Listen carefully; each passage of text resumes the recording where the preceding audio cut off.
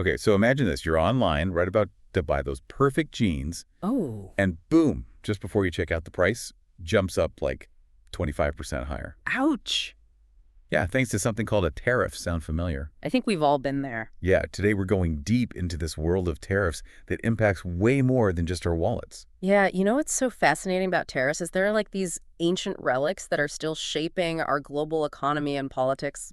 Everything, really. It's true. Like they're one of the oldest tricks in the book when it comes to international trade. Yeah. And to really get what's going on in the headlines today, you need to understand their evolution. So before we get to all the modern stuff, let's go way, way back. I remember learning a tiny bit about tariffs back in history class, Right. but it seems so far removed from like my actual life. Totally. And you know, when you hear the word tariff, you probably think taxes, trade wars, all that. But these things have roots that go all the way back to ancient Mesopotamia. Wow. Like, think about tolls on those caravans crossing the desert or ships entering a port. Rulers needed revenue, right? And what better way to get it than taxing the flow of goods? So are you saying that those ancient tolls are like the ancestors of the tariffs we see today? Kind of, yeah, but how they evolved from these simple fees into tools of economic strategy. Yeah. How did that happen? That's where mercantilism comes in. Okay. This was like the dominant economic doctrine in Europe between the 16th and 18th centuries. It was all about accumulating wealth, specifically gold and silver. Okay.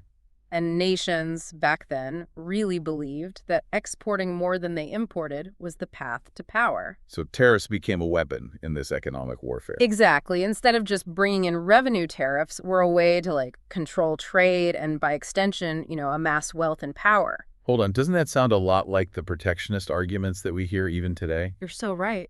It's fascinating how these historical echoes just keep coming back. Absolutely. The core arguments haven't really changed that much, even though the world has changed a lot. And speaking of those historical echoes, Yeah. remember the American Revolution? Oh, yeah. Part of what fueled that whole thing was resentment over how Britain was manipulating tariffs to control colonial trade. Right. They basically forced the colonies to only trade with them. Exactly. Imposing all those crazy taxes on tea and other...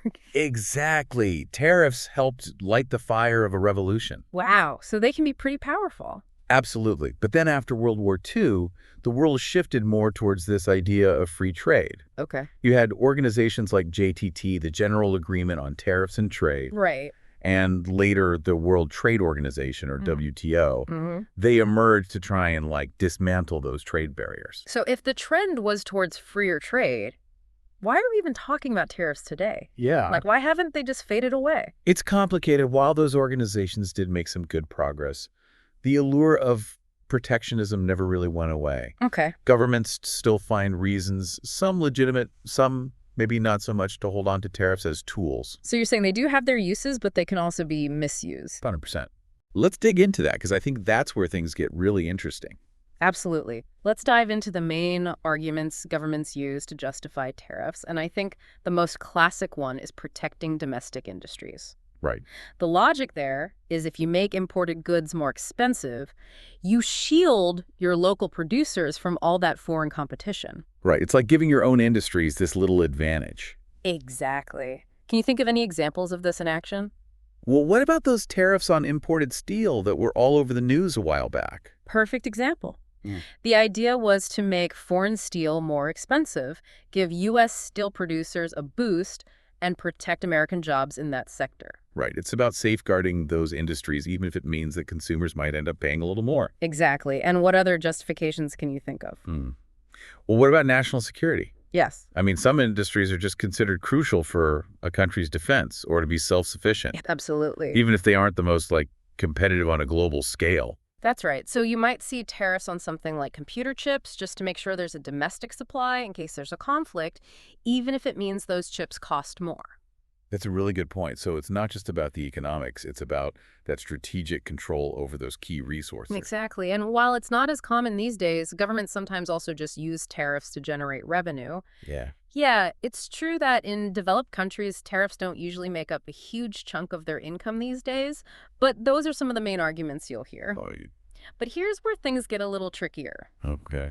Sometimes those seemingly valid reasons can actually be masking less noble intentions. You mean like they can be manipulated? Exactly, like they can become tools for political maneuvering instead of genuine economic strategy. So less about the national interest and more about serving special interests. That's the risk. Imagine like a powerful agricultural lobby pushing for tariffs on imported produce. Okay. It might protect some domestic farmers, but it also means higher food prices for everyone else. Right. And that hits lower income households the hardest. Exactly. They're the ones who feel the pinch most acutely. Yeah.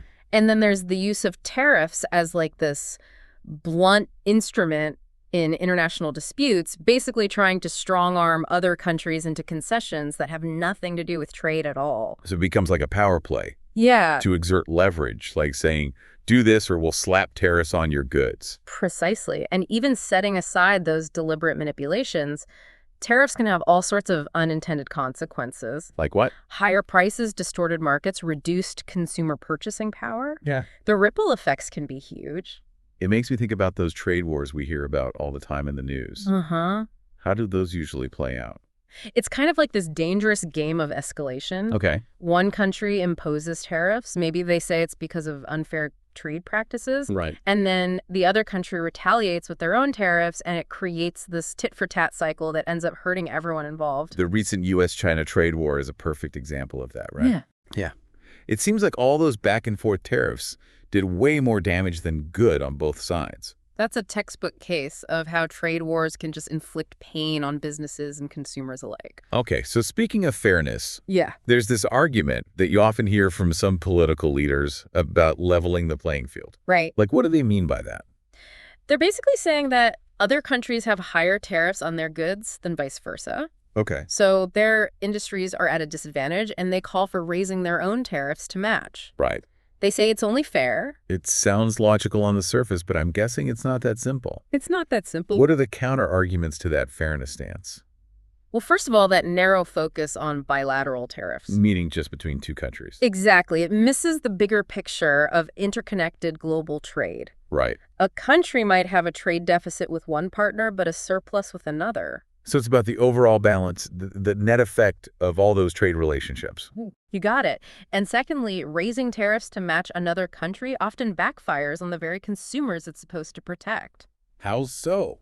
Well, those higher tariffs translate into higher prices for imported goods, Right. which hurts their own citizens' purchasing power. It seems counterintuitive that trying to punish another country can end up punishing your own people. It's true, and then there's always the risk of triggering retaliation, Right. further escalating the situation, and maybe even igniting a full-blown trade war. So trying to force fairness through tariffs can actually make things less fair and more economically damaging for everyone involved. Yeah, and what about the impact on global supply chains? Oh, that's true. I mean, so many companies rely on imported components in their production processes. Right.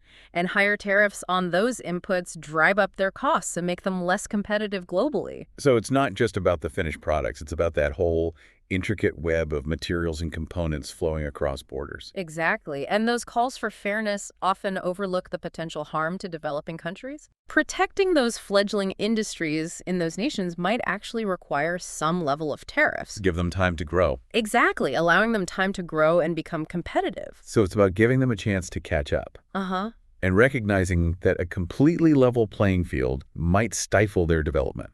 You got it. So that fairness argument, while appealing on the surface, can be deceptively simplistic and ignore all the complexities of global trade dynamics. It makes you wonder if there's a better way altogether. Yeah. If these tariffs are so prone to manipulation and have all these unintended consequences, is a tariff-free world even possible? That's the question. What would that even look like? I mean, it's definitely an alluring vision. Right. Imagine a world where goods just flow freely across borders without those artificial price hikes from tariffs. Okay. Consumers would benefit from lower prices. Yeah. They'd have way more choices, Mm-hmm. access to goods from all over the world. It sounds like a shopper's paradise. It does. And from an economic standpoint, wouldn't that encourage greater efficiency and innovation as companies compete on a truly global scale? That's the theory, right? It is.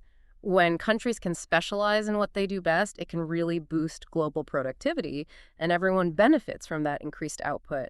But as with most things in economics, the reality is a little more complicated.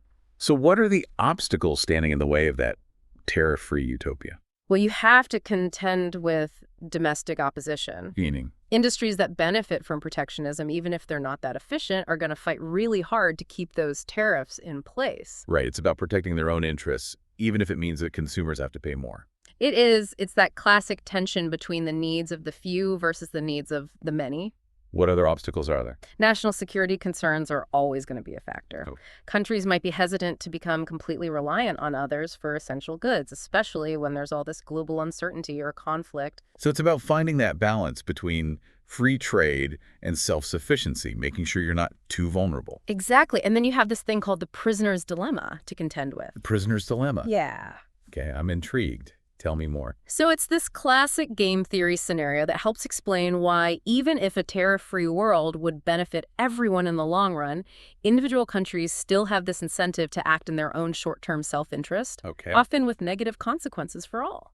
So break it down for us. Okay. How does this prisoner's dilemma play out in the real world of tariffs? Imagine two countries are deciding whether or not to impose tariffs. Okay. If both of them choose not to, they both reap the rewards of free trade. Right. But if one country goes rogue and imposes tariffs while the other one's playing fair, the protectionist country might gain a temporary advantage. But what if they both cave to that temptation and slap on tariffs? That's the dilemma. They both end up worse off, trapped in this lose-lose scenario. It highlights how hard global cooperation can be, and it shows how rational self-interest can sometimes lead to outcomes that aren't good for anyone. It sounds like a high-stakes game of chicken where no one wants to blink first because they're afraid of being exploited. Yeah, that's a great analogy. Yeah. It illustrates that core challenge in international relations, how to build cooperation and trust when everyone has an incentive to cheat the system. It's kind of a sobering thought. It is. So it seems like finding that perfect balance with tariffs is this constant tug of war between competing interests and this delicate dance of international diplomacy. You're absolutely right. And while all these big picture economic and political debates are super interesting, it's important to remember that tariffs aren't just abstract concepts. Right. They have very real impacts on people's everyday lives. That's a great point. Right.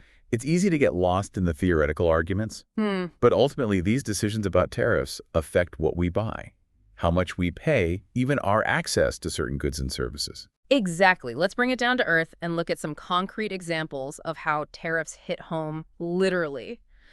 Okay, so let's talk about how those tariffs actually trickle down into our daily lives. Yeah, let's get specific. Let's start with something we all wear. Okay. Clothing. Okay. Think about it. Tariffs on imported clothing mean higher prices for everything from those trendy jeans you mentioned to basic necessities. And it disproportionately impacts lower-income families Exactly. who are already stretching their budgets just to make ends meet. They spend a bigger chunk of their income on clothing, Right. so those tariff-driven price hikes hit them even harder. Yeah, it's not just about fashion at that point. No. It's about basic affordability. It is. It's about making sure people can afford to clothe themselves and their families. And I imagine the same principle applies to food as well. Totally. Tariffs on imported food can really drive up those grocery prices. For sure. Affecting everyone, but again, hitting those lower-income households the hardest. Yeah, and it can even lead to some nutritional challenges, particularly for kids who need access to affordable, healthy food. It's a good reminder that these economic policies have real social consequences, They do. impacting people's health and well-being. Exactly. And speaking of social implications, let's not forget about electronics. Right. Tariffs on imported smartphones, computers, TVs, all that tech we rely on these days makes it more expensive, potentially widening that digital divide. Because if people can't afford those devices, they're at a disadvantage when it comes to education, Yeah, job opportunities, even just staying connected. absolutely. And how about getting around tariffs on imported cars or even just car parts can really drive up vehicle prices, Yeah. hitting everyone's wallets, Right. but disproportionately impacting people in rural areas who rely on their cars more for work, healthcare, just daily life. That's not just about the sticker price of a car. No. It's about limiting people's mobility, their access to essential services. And think about healthcare tariffs on imported medicines or pharmaceutical ingredients can make healthcare much more expensive, impacting people's ability to access life-saving treatments. Wow. It's literally a matter of life and death in some cases. It can be, and it's not just tangible goods either. Yeah. Even cultural exchange can take a hit. Tariffs on imported books, music, films. Oh, right. These things can limit our exposure to different cultures, different perspectives. It's like putting up barriers between people, hindering that cross-cultural understanding that's so vital in our globalized world. Well said. And finally, let's address that persistent argument that tariffs protect jobs. Okay. While it might be true for some industries, it often overlooks the broader impact. Right, because those tariffs can lead to job losses in other sectors, Exactly. especially those that rely on exports or imported components. It's not as simple as just winners and losers. It's not, the ripple effects of tariffs on employment can be really complex and touch a lot of different parts of the economy. So after this deep dive into tariffs, what's the key takeaway for our listeners? Well, I think the main takeaway is that tariffs are these powerful tools with a really long and complex history. They're not inherently good or bad, but they can be used for a lot of different purposes. Some beneficial, some harmful. It's all about how they're used and who benefits. Exactly. Understanding those nuances is so crucial for making informed decisions as consumers and as citizens. It is, and understanding the complexities of tariffs allows us to have more meaningful conversations about trade, globalization, and the economic forces that shape our world. So knowing what we know now, what do you think the ideal approach to tariffs should be? Is it global cooperation, strategic protectionism, something else entirely? That's a question worth thinking about. It is, and if this deep dive sparked your curiosity, I really encourage you to delve even deeper. Yeah. Look into some historical trade wars. Explore those resources on the WTO website. Okay. Or even just read some articles debating the future of tariffs. There's a whole world of knowledge out there waiting to be discovered. It's all about staying informed, asking those critical questions, and understanding how these seemingly distant policies actually touch our lives in some pretty profound ways. Thanks for joining us on this deep dive. This is DigitView.